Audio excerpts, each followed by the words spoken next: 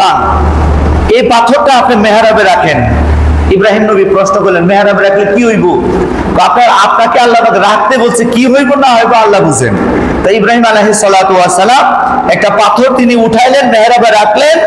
Automatic এই মেহরাবের পাথর রাখার পরে এই মেহরাবের পাথরের মধ্যে একটা নাম ভেসে উঠছে, আর সেই নাম হচ্ছে মুহাম্মাদুর রাসূলুল্লাহ। বলেন সুবহানাল্লাহ। ইব্রাহিম আলাইহিস সালাম আল্লাহ তাআলার কাছে প্রশ্ন করলেন, জিজ্ঞাসা করলেন, হে প্রভু, তোমার ঘর বানাইবাম, তোমার ঘরের মধ্যে এই পাথরের মধ্যে কার নাম ভেসে উঠলো? আল্লাহ তাআলা বললেন, ও ইব্রাহিম খলিলুল্লাহ, এটা হচ্ছে আমার শেষ নবী, ইনি হচ্ছেন আমার মাহবুব।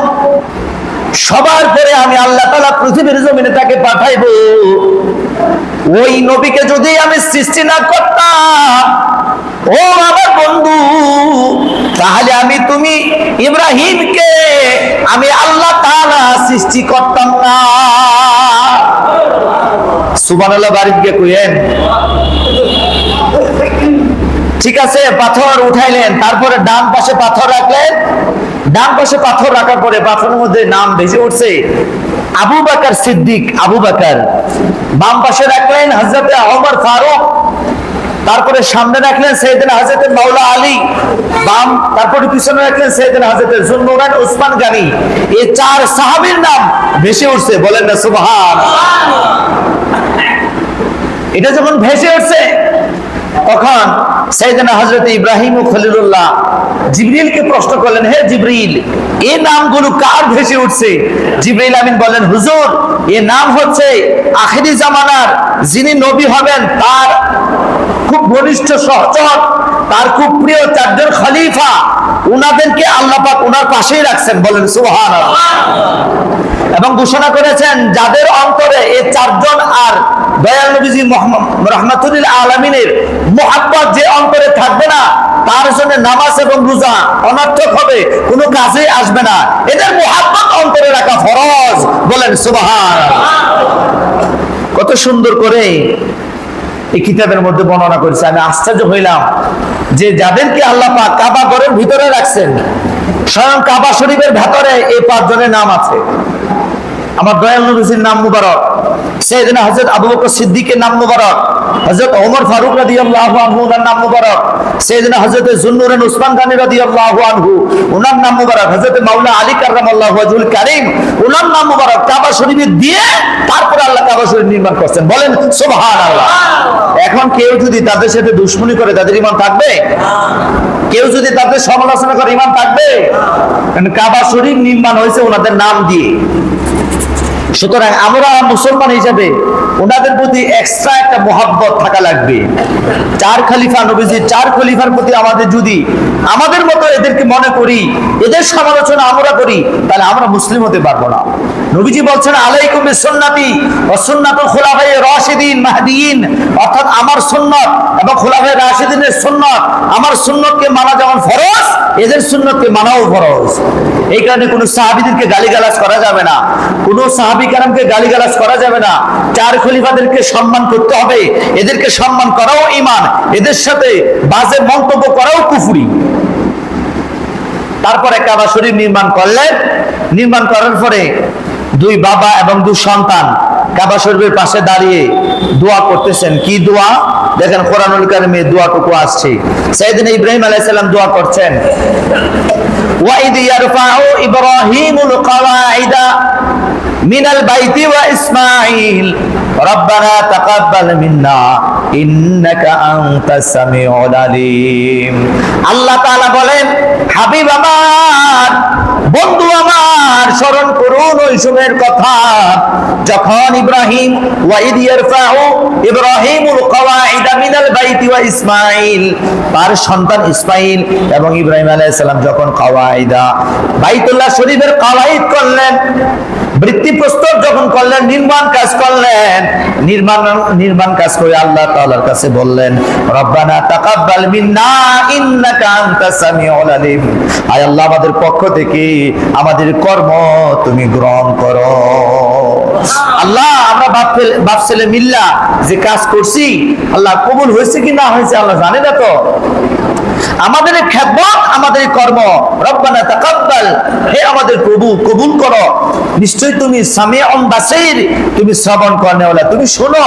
আল্লাহ আমাদের পক্ষ থেকে তা গ্রহণ করো। এবং ইব্রাহিম আলাইহিস সালাম আরো দোয়া করলেন, ওয়াইদ ক্বালা ইব্রাহিম রব্বি জাআল হাযা বালাদান আমিনান ওয়ারযুক আহলাহু মিনাস সামারাতি মান আমানা মিনহুম বিল্লাহি ওয়াল ইয়াউমিল আখির। আল্লাহ তাআলা দরবারে ইব্রাহিম আলাইহিস সালাম দোয়া করলেন, রব্বানা, হে আমাদের প্রভু, রব্বি জাআল হাযা বালাদান আমিনান, আল্লাহ এই শহরকে, পবিত্র মক্কা শহরকে তুমি পুত পবিত্র বানাও, নিরাপদ বানাও। আল্লাহ এই শহরকে তুমি নিরাপদ বানিয়ে দাও। এই শহরের মধ্যে যেন কোনো মারামারি, কাটাকাটি, হত্যা, রাহাজানি, খুন খারাপি যেন না হয়। আল্লাহ তুমি মেহেরবানি করে এই শহরকে তুমি পবিত্র বানিয়ে দাও। ওয়ারযুক আহলাহু, মক্কার অধিবাসী যারা, এদেরকে তুমি ফল ফলাদি দান করো, ফলমূল দান করো আল্লাহ। কারণ এই মক্কা শরীফের মধ্যে শুধু পাহাড় আর বালু ছিল, কৃষিকাজ করার মতো কোনো জায়গা ছিল না, কোনো উর্বর কোনো জমি ছিল না। আল্লাহ তাআলার কাছে ইব্রাহিম আলাইহিস সালাম দোয়া করলেন, ওয়ারযুকু আহলুহু, আল্লাহ এদের অধিবাসীদেরকে আল্লাহ তুমি অফুরান্ত ফল ফলাদি নিয়ামত তুমি দান করো। সুবহানাল্লাহ। তখন মক্কার আশেপাশে কোনো ফল ফলাদি হইতো না। ইয়েমেন শহরের মধ্যে কোনো সমস্ত এলাকার মধ্যে 108 মাইল পর্যন্ত, মক্কার আশেপাশে ইয়েমেন শহর পর্যন্ত 108 মাইল টোটাল এলাকা ছিল মরুভূমি, পাথর আর পাথর। এই দোয়া যখন আল্লাহ তাআলা করলেন, আমার আল্লাহ তাআলা হযরত জিবরিল আমিনকে বললেন, হে জিবরাইল, এই মক্কার আশেপাশে 100, এদিকে 70, এদিকে 70, এদিকে 70, টোটাল পাশে 70 মাইল পর্যন্ত এই মাটি তুমি উঠাও। পাহাড় যুক্ত যে মাটি আছে, তোমার পাখা দিয়ে তুমি উঠাও। বলেন না সুবহানাল্লাহ। উঠায়া এই মাটি নিয়ে তুমি স্থাপন করো সিরিয়াতে। আর নীল নদ থেকে, নীল নদের জমিন থেকে, নীল নদের একদম নিচতলা থেকে তুমি 108 মাইল বিস্তৃত এলাকা মাটি উঠায়া তুমি মক্কার আশেপাশে সমস্ত এলাকাটা তুমি স্থাপন করে দাও। বলেন সুবহানাল্লাহ। হযরত জিবরিল আমিন 108 মাইল, মক্কার আশেপাশে যত এলাকা আছে 108 মাইল তিনি তার পাখা দিয়ে মাটি উঠাইলেন, খেও দিয়ে মাটি উঠাইলেন। জিবরাইলের পাখা তো আমরা বাড়ি কোদালের মতো না, 600 নূরের পাখা, শুধু 2টা পাখা দিয়ে খেও দিছে। 108 মাইল মাটি উঠাইয়া এই মাটি নিয়ে সিরিয়াতে ফেলে দিয়েছে। এবং নীল নদের গভীর নীল নদ থেকে 108 মাইল এলাকা থেকে মাটি উঠাইয়া এখানে তিনি স্থাপন করছে। এই কারণে মক্কার আশেপাশে যে এলাকা আছে ইয়েমেন শহর, ওইখানে প্রচুর পরিমাণে যে পরিমাণ ফল হয়, ফসলাদি হয়, সারা 12 মাস সেখানে ফসলাদি হয়। বলেন সুবহানাল্লাহ। কোনো বৃষ্টির প্রয়োজন হয় না, পানিও দেওয়া লাগে না, অটোমেটিক ফসল হয়। কেন? নীল নদের নিচের মাটি বিদায়। আর এটা কেন হইল? ইব্রাহিম আলাইহিস সালাম আল্লাহর কাছে দোয়া করছিলেন, আল্লাহ ওয়ারযুকহুম আহলাহুম মিনাস সামারাতি, আল্লাহ এদের অধিবাসীদেরকে তুমি ফল দ্বারা, রিজিক দ্বারা এমন ভাবে পরিতৃপ্ত করো যেন অন্য কারো কাছে তাদের হাত পাততে না হয়। বলেন না সুবহানাল্লাহ। এই কারণে মক্কার মানুষ আজ পর্যন্ত ফলের জন্য, কোনো কিছুর জন্য কারো বাইরের কোনো রাস্তার কাছে হাত পাততে হয় না। এদেরকে আল্লাহ পাক এত নিয়ামত, এত সম্পদ আল্লাহ দান করলেন। কেন? আল্লাহর নবী এদের জন্য দোয়া করছেন। আরো জোরে বলেন সুবহানাল্লাহ। তাহলে বোঝা যায় নবীগণের দোয়ার একটা তাসির আছে না নাই? নবীগণের দোয়ারও তাসির আছে, আমাদের দোয়ার মতো না। আল্লাহুম্মা সাল্লি আলা মুহাম্মাদ ওয়া আলা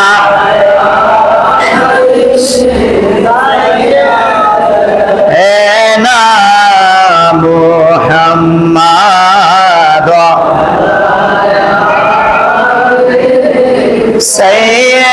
সাইয়্যিদানা।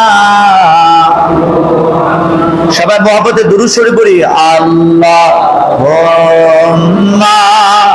সাল্লি আলা মুহাম্মাদ ওয়া আলা আলি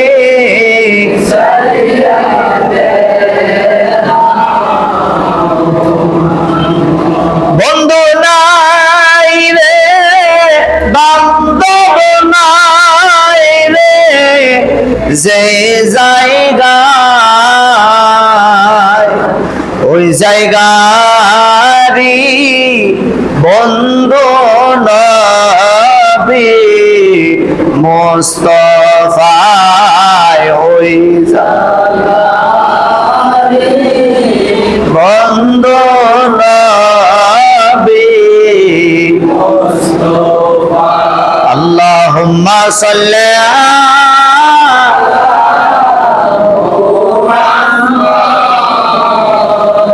وعلى سيدنا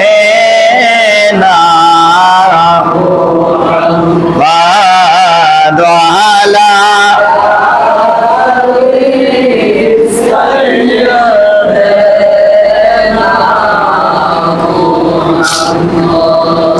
যখন দোয়া শেষ হয়ে গেল আল্লাহ তাআলা বললেন, হ্যাঁ আমার বন্ধু, আপনি মানুষের কাছে আমি আল্লাহ তাআলার ঘর তাওয়াফ করার জন্য হজের দাওয়াত দেন।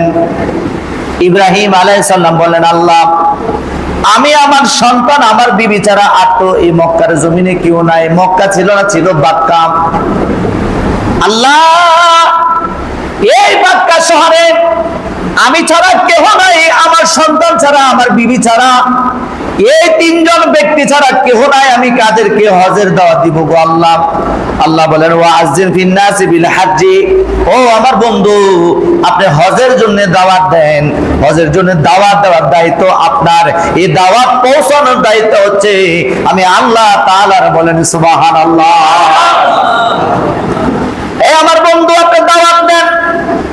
পৃথিবীর আনাচে কানাচে যত মানুষ আসবে কিংবা এসেছে, মায়ের পেটে যারা আছে, রূহানি জগতের মধ্যে যারা আছে, এদের কাছে দাওয়াত পৌঁছানোর দায়িত্ব আমি আল্লাহর।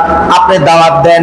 তখন হযরত ইব্রাহিম আলাইহিস সালাতু ওয়াস সালাম খানায় কাবার পাশে দাঁড়িয়ে তিনি সমস্ত মানুষদেরকে, ইয়া আইয়ুহান নাস, হে মানব সকল, হে মানব সকল, তোমরা আল্লাহ তাআলার ঘরের মধ্যে তোমরা হজ করতে আসো, তোমরা তাওয়াফ করতে আসো। যখন ইয়া আইয়ুহান নাস বলছে, পৃথিবীর আনাচে কানাচে থেকে সব মানুষগুলো, মায়ের পেটের মানুষগুলো, রূহানি জগতের মানুষগুলো, সবাই তারা বলতেছিলেন লাব্বাইক আল্লাহুম্মা লাব্বাইক, লাব্বাইক লা শারীকা লাকা লাব্বাইক, ইন্নাল হামদা ওয়ান নি'মাতা লাকা ওয়াল মুলক লা শারীকা লাক। জোরে বলেন সুবহানাল্লাহ। চতুর্পাশ থেকে আওয়াজ আসতেছে, লাব্বাইক আল্লাহুম্মা লাব্বাইক, লাব্বাইক লা শারীকা লাকা লাব্বাইক, ইন্নাল হামদা ওয়ান নি'মাতা লাকা ওয়াল মুলক লা শারীকা লাকা। এইভাবে চতুর্পাশ থেকে আওয়াজ আসতেছে। আল্লাহ তাআলার কাছে হযরত জিবরিল, হযরত ইব্রাহিম খলিলুল্লাহ প্রশ্ন করলেন, হে রব, কাউকে দেখছি না, কিন্তু এইভাবে আওয়াজ কোথা থেকে আসছে? আল্লাহ তাআলা বলেন, আমি তোমাকে বলি নাই যে দাওয়াত দিবা, তুমি দাওয়াত পৌঁছে দিব আমি আল্লাহ? বলেন না সুবহানাল্লাহ।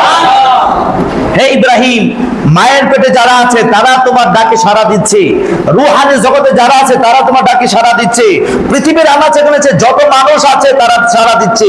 আর মনে রাখবা, আজকে যারা লাব্বাইক বলেছে আমার আল্লাহ তাআলার ঘরে, আমার ঘরে তারাই আসবে যারা আর তোমার দাওয়াত শুনে, আমার দাওয়াত শুনে যারা লাব্বাইক বলেছে তারা মক্কা মদিনায় অবশ্যই আসবে। বলেন সুবহানাল্লাহ। এই কারণে টাকা হইলেই মক্কা মদিনা যাওয়া যায় না, তকদির লাগে, তকদির, ভাগ্য লাগে। যাদের ভাগ্যে হজ আছে, যাদের ভাগ্যে মক্কা যাবে, মদিনায় যাবে, এটা ভাগ্যের লিখন। আমি চাইলেই যেতে পারবো না। আপনার টাকা আছে কোটি কোটি, সম্ভব না তো। কেন? আল্লাহ পাক আপনাকে দাওয়াত দিয়েছে, যদি কবুল করেন তাহলে যাইতে পারবেন, না সম্ভব না। দেখেন সেদিন যারা লাব্বাইক বলেছে, লাব্বাইক আল্লাহুম্মা লাব্বাইক, লাব্বাইক লা শারীকা লাকা লাব্বাইক, হে আল্লাহ আমি উপস্থিত, হে আল্লাহ আমি উপস্থিত, তোমার কোনো শরীক নাই, সমস্ত নিয়ামত এবং প্রশংসা একমাত্র তোমারই জন্য, লা শারীকা লাক, আল্লাহ তোমার কোনো শরীক নাই। এইভাবে যারা আল্লাহ তাআলার দরবারে হাজিরা দিয়েছিল তারা মক্কা মদিনায় চলে গেছে। আর যারা এখন চাইতে পারে না, সারা দিয়েছিল, তারা কোনো একদিন মৃত্যুর আগে অবশ্যই তারা মক্কা মদিনা যাবে। এটা আল্লাহ পাকের ঘোষণা। বলেন সুবহানাল্লাহ। তখন ইব্রাহিম আলাইহিস সালাম আশ্চর্য হলেন। তিনি আবার সেখান থেকে, বয়স তখন 90 বছর, হজের সমস্ত দাওয়াত কমপ্লিট করে তিনি আবার চলে গেলেন বাইতুল মুকাদ্দাস। বাইতুল মুকাদ্দাসে যাওয়ার পরে, আগেই বলেছি হযরতে সারা আলাইহিস সালামের কোনো সন্তানাদি ছিল না, নিঃসন্তান ছিলেন। হযরত ইব্রাহিম আলাইহিস সালামের বয়স 91 থেকে 90 থেকে 91, আর হযরত সারার বয়স প্রায় 81 বছর। এমন অবস্থায় ইব্রাহিম আলাইহিস সালাম আবার আল্লাহর কাছে দোয়া করলেন, রব্বি হাবলি মিনাস সলিহিন, হে আল্লাহ আমারে কি একটা সন্তান দেওয়া যায় না? সারার তো মন খারাপ, একটা সন্তানকে দেওয়া যায় না? আল্লাহ তাআলা বলেন ওয়াবাশশারনাহু বিগুলামিন হালিম। অতঃপর আমি ইব্রাহিম আলাইহিস সালামের দোয়াকে আবার কবুল করলাম, বাশশারনা বিগুলামিন হালিম, তাকে আবার আমি সংবাদ দিলাম সন্তানের। সেই সন্তান হচ্ছে সাইয়েদনা হযরত ইসহাক আলাইহিস সালাম। বলেন সুবহানাল্লাহ। প্রথমে আল্লাহ পাক দিয়েছেন হযরত ইসমাঈল জাবিউল্লাহ, দ্বিতীয় সন্তান হলেন হযরত ইসহাক। ইসহাককে দেওয়ার পরে হযরত সারা আলাইহিস সালামের যে একটা অতৃপ্তি বাসনা ছিল, মনের মধ্যে যে কষ্ট ছিল, এই সন্তান পেয়ে হযরত সারা আলাইহিস সালাম খুব খুশি হলেন, আল্লাহ তাআলা শুকরিয়া আদায় করলেন, নিয়ামত আদায় করলেন। তখন আল্লাহ তাআলা হযরত ইব্রাহিমকে বললেন যে বন্ধু আর এখানে থাকার দরকার নাই, আপনি আবার সেই পবিত্র খানায় কাবা আমার পাশে চলে যান, ওইখানে পানি আছে, ফল ফলাদি আছে, ওইখানে আপনি যাওয়ার পরে আরো অনেক কিছু আবাদ হবে। ইব্রাহিম আলাইহিস সালাম সেখানে আবার তিনি চলে গেলেন। সেখানে যাওয়ার পরে জুরহুম গোত্র সর্বপ্রথম ওইখানে যায়, তারা বসতি স্থাপন করে। সেখান থেকে আজ পর্যন্ত সে বাক্কা শহরে মানুষ বসবাস করতে শুরু করে। ছোট্ট একটা কুয়াকে কেন্দ্র করে, পানি না থাকলে যত বড় বিল্ডিং এ থাকুক, পানি না থাকলে ওই বিল্ডিং এর কোনো দাম নাই, কোনো দাম নাই। যখন আবে জমজমের পানি সৃষ্টি হতে লাগলো, পানি যখন উৎপন্ন হয়, মানুষ তৃপ্তি সহকারে পানি খায়, গরু ছাগলকে পানি খায়, উটকে পানি খায়, দুম্বারে পানি খায়। সেখান থেকে আস্তে আস্তে আস্তে বস্তু স্থাপন গড়ে উঠতে শুরু করে আস্তে আস্তে আস্তে আস্তে। তখন একদিন হযরত আজরাইল আলাইহিস সালাম ইব্রাহিম নবীর কাছে আসলেন একটা যুবকের বেশে, একদম তাগড়া একজন যুবক, 20-25 বছরের যুবকের বেশে আয়েশা সালাম দিলেন। সালাম দিয়ে বলতেছেন, হে আল্লাহর খালিল, আমি আপনার কাছে আসছি, আপনার এখন কেমন লাগে? পৃথিবীতে কি আরো থাকার ইচ্ছা আছে? ইব্রাহিম আলাইহিস সালাম বললেন, থাকার তো ইচ্ছা আছে, আল্লাহ মানুষ কিভাবে মৃত্যু ঘটাইবে আবার কিভাবে জীবিত করবে আমার দেখার বড় ইচ্ছা। তখন আল্লাহ তাআলা বলেন, আওয়ালাম তুমিন, হে আমার বন্ধু, আপনি কি বিশ্বাস করেন না যে আমি কিভাবে জীবিতকে মৃত করব আর মৃতকে জীবিত করব? এই ব্যাপারে কি আপনার কোনো বিশ্বাস নাই? হযরত ইব্রাহিম ও খলিলুল্লাহ বললেন, আল্লাহ বিশ্বাস আমার কেন থাকবে না? আমি চাচ্ছিলাম ওয়াইদ ক্বালা ইব্রাহিম রব্বি আরিনি কাইফা তুহিল মাউতা, আমি জানতে চাচ্ছি আর আমি দেখতে চাই যে তুমি কাইফা তুহিল মাউতা, তুমি মৃতকে কিভাবে জীবিত করবে আল্লাহ, সেটা আমি একটু দেখতে চাচ্ছি। কেননা তুমি হাজার হাজার বছর পরে মৃত মানুষকে তুমি জীবিত করবা, আর কাইফা তুহিল মাউতা, তুমি কিভাবে জীবিত করবা আমাকে যদি একটু দেখাইতা। আল্লাহ বলেন, আওয়ালাম তুমিন, বিশ্বাস করে না? করি আল্লাহ, আমার অন্তর বিশ্বাস করে, কিন্তু আমার মনটা চাচ্ছে আমি চোখ দিয়ে দেখি এবং আমার অন্তর দিয়ে সেটা উপলব্ধ করি। আল্লাহ যদি তুমি আমাকে একটা ব্যবস্থা করে দিতা। আল্লাহ তাআলা বলেন, হে ইব্রাহিম, তাহলে একটা কাজ করেন, কবুতর, মুরগ, তার হচ্ছে কাক, এই চারটা প্রাণী, কবুতর, মুরগ, কাক, আরেকটা প্রাণী ময়ূর, এই চারটা প্রাণী আপনি জবাই করবেন। জবাই করে মাথা আপনার কাছে রাখবেন। চারটা প্রাণী গোশত একসাথে করবেন, চারটা পুতলা তৈরি করবেন, চারটা পাহাড়ে রাখবেন। পাহাড়ে রেখে তারপরে আমি আল্লাহ তাআলাকে উদ্দেশ্য করে আপনি ওই পাখিগুলোকে ডাক দিবেন। ডাক দিলে আপনি দেখবেন যে আমি আল্লাহ তাআলা কিভাবে মৃতকে জীবিত করি। বলেন সুবহানাল্লাহ। আজকে আমরা যারা এখানে আছি, আমরা অবশ্যই ইনশাআল্লাহ আজিজ আজকে না হয় কালকে মরবো।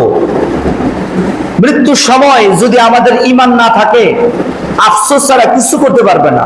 বাবা, মৃত্যুর সময় ঈমান নিয়ে কবরে যাওয়া বড়ই আশ্চর্যের ব্যাপার। আর যারা 5 ওয়াক্ত নামাজ পড়বে মৃত্যুর সময় ইনশাআল্লাহ আল্লাহ তাআলা যদি ঈমান থাকে, মৃত্যুর সময় তাদেরকে আল্লাহ পাক ঈমানের সহিত যারা 5 ওয়াক্ত নামাজ পড়বে মৃত্যুর সময় তারা ঈমান নিয়ে কবরে যাবে। বলেন সুবহানাল্লাহ। আর যদি বাবা আপনি নামাজ না পড়েন, তাহলে মৃত্যুর সময় আফসোস ছাড়া আর কিছু করতে পারবেন না। এই কারণে আসুন, হজের মাস চলে যাচ্ছে, সামনের মাস হচ্ছে পবিত্র শাহরুল মুহররম। প্রথম মাস শুরু হবে মুহররম দিয়ে। আমরা যেন আমাদের জীবনের পরিবর্তন ঘটাই, আমরা যেন 5 ওয়াক্ত নামাজ পড়ি, আমরা যেন সুদ ঘুষ থেকে বিরত থাকি, মা বাবার খেদমত করি, অর্থাৎ ইসলামিক জীবন যেন আমরা গঠন করতে পারি। আল্লাহ যেন আমাদেরকে তৌফিক দেয়। সবাই বলে আমিন। ওয়া মা তৌফিকি ইল্লা বিল্লাহ। আসসালামু আলাইকুম ওয়া রাহমাতুল্লাহি ওয়া বারাকাতুহু ওয়া মাগফিরাহ। যারা কাবলা জুমা পড়ছেন না, 4 রাকাত কাবলা জুমা পড়ে নেন ইনশাআল্লাহ। সামনের কাতার পুরা করে বসি সবাই।